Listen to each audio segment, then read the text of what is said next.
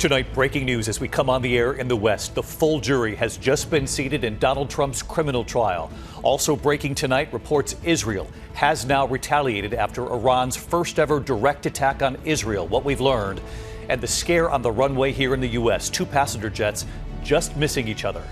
First tonight, the judge in Donald Trump's criminal trial telling the court we have our jury. 7 men, 5 women, plus 1 alternate already. What one juror said during questioning right in front of Donald Trump. Aaron Katersky at the courthouse. Also tonight, that near collision at Reagan Airport in Washington. Stop, where's 2937, stop. A JetBlue flight on the runway cleared for takeoff. A Southwest jet cleared to taxi right in front of it. The frantic calls with the control tower seconds from a collision. In New York City tonight, the NYPD, some officers in riot gear descending on Columbia University, arresting dozens of pro-Palestinian demonstrators. Why they moved in. Tonight, we are learning more after those horrific images of a homeowner with a gun who then shot and killed a 61-year-old Uber driver. The homeowner had been called by scammers. The Uber driver was unknowingly sent by scammers too. Tonight, you will hear what happens when the alleged scammer then calls the house while the police were there. Tonight, the race for president, more than a dozen members of the Kennedy family endorsing President Biden, speaking out publicly tonight about their own brother, RFK Jr., running for president. They are concerned their brother could be a spoiler in this election. They fear taking votes from Joe Biden with the Kennedy name. The horrific scene, a car crashing into a bus stop, multiple people dead. The driver arrested for driving under the influence, speeding, and going the wrong way. The 911 outage across several states, people unable to call 911 for hours. Amid concern this was a cyber attack, authorities tonight with what was behind it. And the tributes tonight, the singer, songwriter, and guitarist behind so many songs, from Ramblin' Man to Jessica to Blue Sky. We'll listen to them all. From ABC News World Headquarters in New York, this is World News Tonight with David Muir. Good evening, and it's great to have you with us here on a very busy Thursday night. We have late reporting on 2 passenger jets narrowly missing one another, the frantic calls to the control tower, and you'll hear them.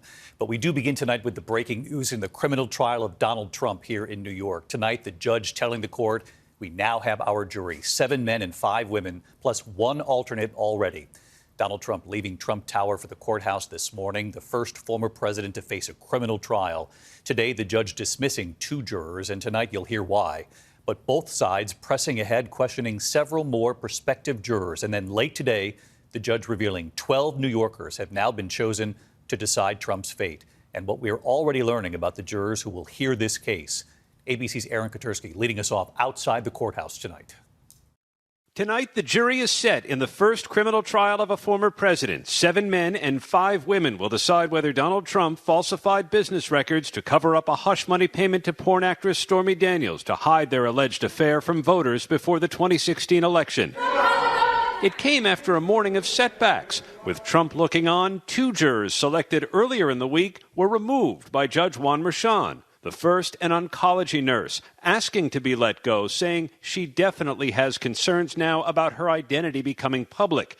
She had already received questions from friends, colleagues, and family, adding, "I don't believe at this point that I can be fair and unbiased." Another juror ousted for a different reason. Prosecutors determining an IT consultant did not answer the juror questionnaire truthfully, failing to reveal his arrest in the 1990s for tearing down political advertisements. Lawyers for the prosecution and defense then questioning a new batch of jurors to fill out the rest of the 12-person jury, plus 6 alternates. As Trump looked on, prosecutors warning some of the witnesses have what you might consider some baggage, taking them off one by one. A tabloid publisher, a porn star, and a former lawyer for Trump who was pleaded guilty to other crimes. Will you keep an open mind, the prosecutor asked? At the end of the day, a rush of activity. 7 new jurors seated. The judge declaring, "We have our jury." Among the newly chosen, a speech therapist, a physical therapist, a security engineer, an MBA in finance, a wealth manager, a man who works for an eyewear company, and a woman who said she works in product development and expressed some rather strong views about Trump. As the former president listened intently, sometimes fidgeting in his chair, the woman told the court, "I don't like his persona. He's just very selfish and self-serving. I don't really appreciate that in any public servant. How he carries himself in public, it's not my cup of tea." The woman conceding she doesn't like Trump, but she pledged to be fair. After a full day in court, Trump clearly exasperated. It's a shame. And I'm sitting here for days now, from morning till night, in that freezing room, freezing. Everybody was freezing in there. And all for this. So let's get right to Aaron Katersky live outside the courthouse again tonight. Aaron, the jury now seated. They still need to select, of course, additional alternates. They'll move forward with this tomorrow, but the trial could actually start on Monday? Opening statements could begin Monday. In fact, David, they have one alternate juror already, so they need 5 more. And the judge is hoping for openings on Monday, followed by perhaps 6 weeks of testimony. Prosecutors, though, late today, David, refused to say who their first witnesses would be. They said they feared Trump would only publicly attack them. David? All right, Aaron Katersky leading us off tonight at the courthouse. Aaron, thank you. We turn now to the other breaking story at this hour. Reports that Israel has now retaliated against Iran days after Iran's direct attack on Israel.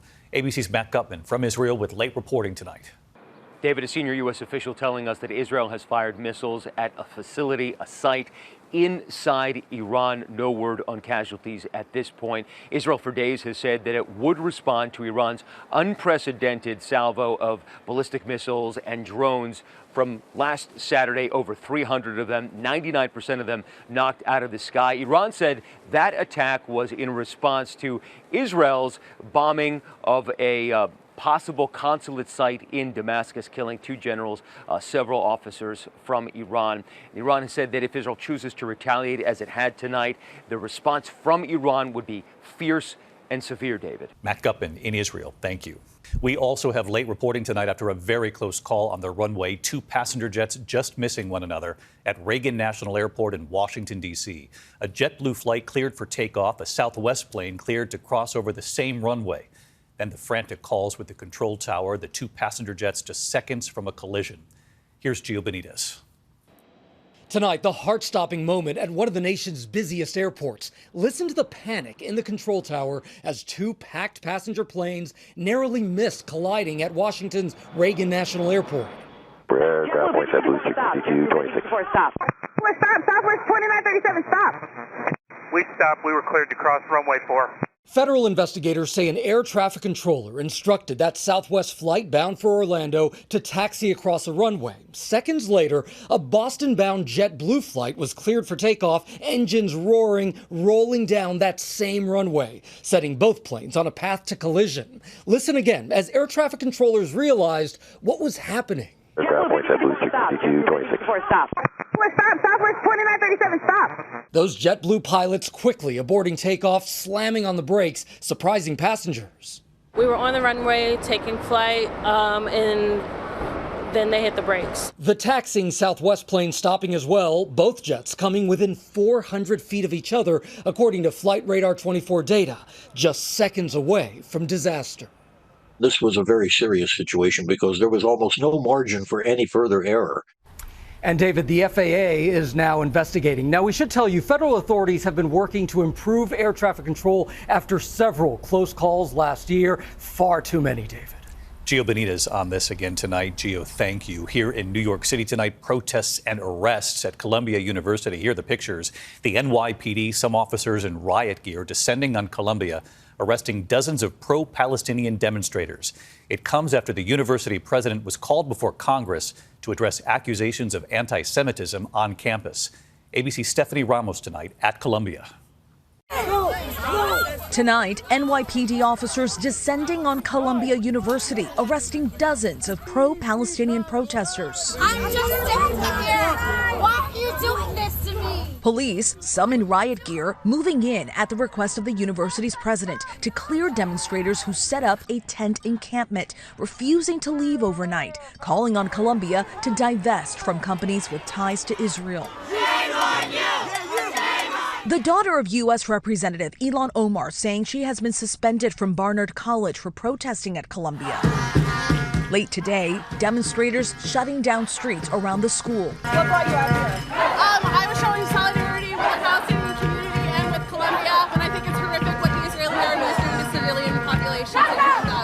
It comes just 24 hours after the president of Colombia was grilled on Capitol Hill over her handling of anti-Semitism on campus. You don't think there's evidence of anti-Semitism among professors on your faculty? We have seen some cases, and there have been consequences. Dr. Manoush Shafiq is facing calls for her resignation. Many Jewish students say they are subjected to a hostile environment since the start of the war in Gaza. Thank you to the NYPD for dismantling the encampment. Since the October 7th attack in Israel, anti-Semitic incidents have tripled on college campuses, up 140% nationwide. For months, the war in Gaza has divided college campuses. Today in Los Angeles, protests in support of free speech at USC after the university canceled a speech by this year's valedictorian, Asna Tabassum, citing safety concerns. Jewish groups accusing her of anti-Semitism, pointing to anti-Israel links on social media. Complete anti-Semitic.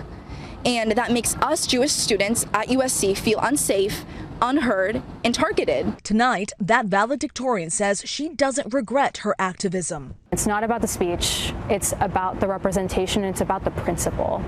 And David, as you can see, the situation here is not over. Many student protesters telling me they plan on staying here on school grounds overnight. David. Stephanie Ramos at Columbia University tonight. Steph, thank you. We turn next tonight here to yet another round of severe storms. More than 30 million Americans in the path tonight across several states from Texas to Indiana, and then the system moves east. The system moving across the heartland at this hour. Possible tornadoes, damaging winds and hail from Dallas to Nashville to Indianapolis. Senior meteorologist Rob Marciano back with us tonight. Hey, Rob. Hi, David. Very active radar again. As a matter of fact, tornadoes reported on the ground northeast and southwest of St. Louis. Right around now, we've got an active warning there, including severe thunderstorm watches that stretch from southern Illinois all the way down in through Texas, and also another one with a warned up storm in parts of Mississippi. This all crosses the Mississippi tonight. After it does that, it'll begin to weaken. The northern part of this front holds together. The southern part falls apart, which means tomorrow some towns in the southeast are going to sizzle with potentially, record high temperatures in Tallahassee and Jacksonville with temps over 90 degrees. Here in the northeast, another cold rain coming tomorrow night. David. Rob Marciano. Rob, thanks. We turn now to the case that has horrified this nation. We're learning more tonight after those awful images of a homeowner with a gun who then shot and killed a 61-year-old Uber driver. Police say the homeowner had been called by scammers. They say the Uber driver was unknowingly sent by scammers too. Tonight, you will hear what happens when the alleged scammer then calls the house while authorities are there. Here's Alex Perez. Tonight, they are the deeply unsettling images that have horrified the country. The Ohio homeowner pointing his gun at a 61-year-old Uber driver who was simply there, authorities say, to pick up a package. Investigators say the homeowner had been duped by scammers who called him, and he thought the driver was in on it. But she had no idea what she was walking into. Tonight, the new and difficult images of what played out after he shot and killed her. 81-year-old William Brock, seen moments after he shot 61-year-old Lolitha Hall, telling Clark County deputies he had received a call from someone demanding $12,000 for bail money for a relative of his. It was a scam. I've been on this phone for a couple hours with this guy trying to save me. Had a nephew in jail and had a wreck in Charleston and just kept hanging on and needing bond money, and this woman was supposed to. Authorities believe the same scammers targeted the Uber driver through the app, hiring her to pick up a package from Brock's home without telling her what they told him. That unsuspecting Uber driver was instead confronted at gunpoint. She attempts to get in her car to get to safety, but the homeowner prevents her from leaving, shooting her 3 times, then calling 911. She died from her injuries. In this newly released video tonight, you can hear a man believed to be the scammer calling the home again, right while investigators were there. May I ask who I'm talking to? Yes, this is the officer speaking. Okay, what officer? Yes. No, I need to know what officer, sir. You're going to be in trouble. Okay. Let me ask you this. The female you sent over here, you know who she is? Yes, I do. Okay, well, she's been in an accident. And this is actually an officer. It's Detective Cruz with the Clark County Sheriff's Office. And David, during that exchange, the alleged scammer agreed to meet with authorities but never showed up. They have not been caught. Brock, who's been charged with murder, has pleaded not guilty. David? Let's hope they find who was behind all of this. Alex, thank you. We turn now to the race for president. Tonight, more than a dozen members of the Kennedy family have now endorsed President Biden, speaking out publicly today about their own brother, RFK Jr., who is running for president. They are concerned that their brother could take votes from Joe Biden with the Kennedy name in this very close election. RFK Jr. maintains he's no spoiler. Here's Mary Bruce. Tonight in Pennsylvania, members of the Kennedy family, including brothers and sisters of presidential candidate Robert F. Kennedy Jr., throwing their support behind President Biden. Concerned RFK Jr. will hand the White House back to Donald Trump. That's right. The Kennedy family endorses Joe Biden for president. The Kennedys worried RFK Jr. will use his family name to win support from some Democrats in a tight race where every vote will count. We want to make crystal clear our feeling that the best way forward for America is to re-elect Joe Biden and Kamala Harris to 4 more years. Biden, who recently welcomed the family to the White House, has called RFK Jr.'s father his political hero. His bust sits in the Oval Office. Mom and Dad, I hope you were listening.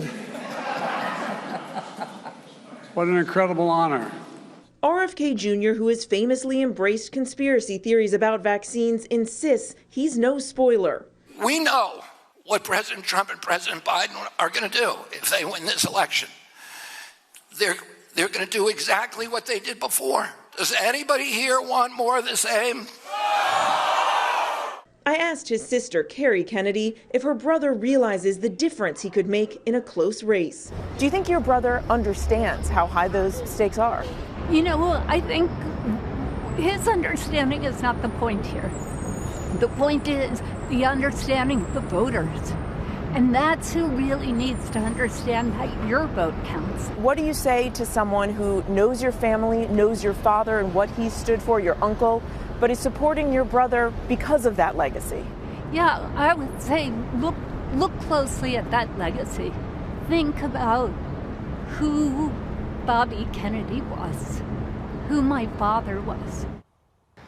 Pretty striking to have the daughter of Robert F. Kennedy arguing that President Biden would carry on the family legacy better than her own brother, well aware that if people vote for RFK Jr. based on the family name, it could sway this race. And polling has shown that when his name is in the mix, it does make a difference. And tonight we have learned that Robert F. Kennedy Jr. will now also be on the ballot in the key state of Michigan, David. All right, Mary Bruce with us again tonight. Mary, thank you. When we come back here, the deadly crash into a bus stop, multiple victims, the driver arrested for driving under the influence, and the 911 outage across several states. Concerns this could be a cyber attack, and authorities tonight on what caused this. Tonight, the deadly crash into a bus stop in Las Vegas. A driver arrested now, accused of being under the influence. Police say a 42-year-old man and a 14-year-old boy were both killed while waiting for the bus. A woman and 2 children were badly hurt. The suspect allegedly speeding the wrong way. When we come back here, the 911 outage across several states, and tonight the cause. And we remember the songwriter, the guitarist, from Ramblin' Man to Blue Sky. Tonight, the 911 outage across 4 states, Nebraska, Nevada, South Dakota, and Texas. It was at least 2 hours. Service tonight restored.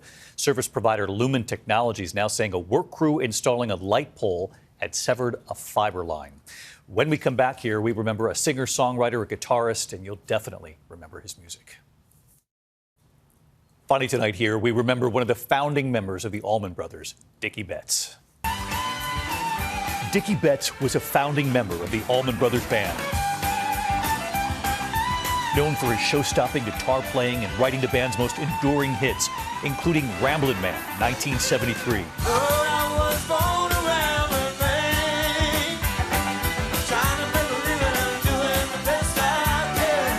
Born and raised in Bradenton, Florida, right near Highway 41. He sang about it in Ramblin' Man. He would later talk about the inspiration for the song. I got an old buddy down here, this old cowboy, and he would say, "Well, Dickie, how you doing? Playing your music and doing the best you can, I guess," you know, an old cowboy. And I always, that line is stuck in my head. Trying to make a living and doing the best I can. His 1972 instrumental song, Jessica, named after his newborn daughter.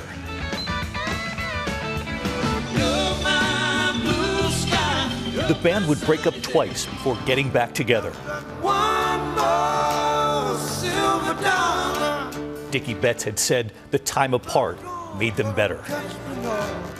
That period of time really gave us a chance to recreate. So, in that way, I think it was good for us. Dickey Betts was 80 years old, his family saying he was surrounded by loved ones and he was larger than life until the end.